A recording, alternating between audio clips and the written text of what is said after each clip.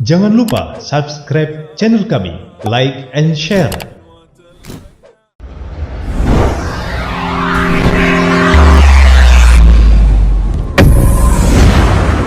KSI TV. Masa kerasulan Nabi Muhammad Shallallahu Alaihi Wasallam. Sifat bijaksana dalam diri Muhammad telah diakui masyarakat Mekah setelah melihat sosok Muhammad yang mampu menyelesaikan perselisihan antar kabilah. Suatu ketika, setelah banjir besar melanda sebagian kota Mekah, dinding-dinding Ka'bah pun retak. Seluruh penghuni kota kemudian bergotong royong memperbaikinya, termasuk Muhammad. Ketika bangunan Ka'bah mencapai setinggi orang dewasa, Hajar Aswad batu hitam pun akan kembali diletakkan ke tempat semula di sudut timur. Persoalan pun muncul, siapa yang seharusnya meletakkan kembali batu suci itu? Merupakan suatu kehormatan di kalangan Quraisy bagi kabilah yang mendapat kesempatan tersebut. Semua kabilah berebut ingin mengangkat dan memasang kembali Hajar Aswad. Hampir saja pertumpahan darah terjadi akibat masalah itu. Orang yang tertua dan paling disegani ketika itu, Abu Umayyah bin Al-Mughirah dari Bani Makhzum, akhirnya mengutarakan idenya terkait permasalahan itu. Ia berkata, serahkan keputusan kamu ini di tangan orang yang pertama memasuki pintu Safa. Akhirnya ia ditunjuk untuk merumuskan solusi terbaik. Muhammad pun berkata, ambilkan sehelai kain. Setelah kain diambil dan dibentangkan, Muhammad lalu meletakkan Hajar Aswad di atas hamparan kain lalu beliau berkata lagi, silakan setiap ketua kabilah memegang ujung kain ini. Secara bersama-sama, mereka lalu memegang ujung helai kain untuk membawa Hajar Aswad menuju tempatnya semula. Setelah sampai di tempat tersebut, Muhammad lalu mengambil batu itu dan meletakkannya di tempat semula.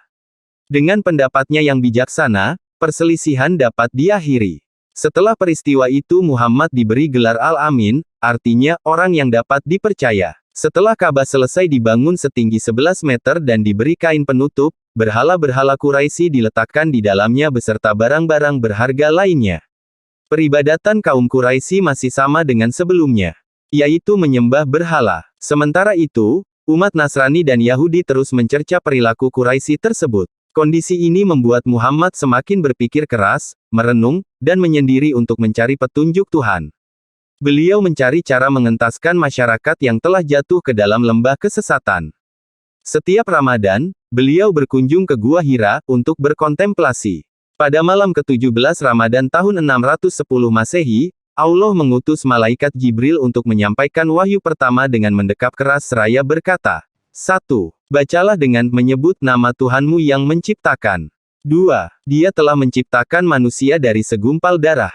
3. Bacalah, dan Tuhanmulah yang Maha Pemurah. 4. Yang mengajar manusia dengan perantaran kalam.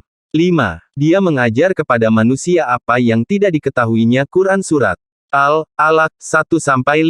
Pengalaman pertama kali menerima wahyu itu dialami saat beliau berusia 40 tahun. Peristiwa itu membuat seluruh badan Nabi Muhammad Shallallahu Alaihi Wasallam gemetar. Beliau bergegas pulang dengan badan gemetaran. Sesampainya di rumah, beliau meminta Khadijah menyelimutinya dan diceritakannya kejadian yang sangat dahsyat itu. Setelah beliau tertidur, turunlah wahyu kedua yang artinya, wahai orang yang berkemul berselimut bangunlah lalu berilah peringatan. Dan agungkanlah Tuhanmu. Quran Surat Al-Mudaththir 1-3. Saksikanlah episode berikutnya yaitu masa ketika Nabi Muhammad mulai berdakwah. Jangan lupa subscribe channel kami, like and share.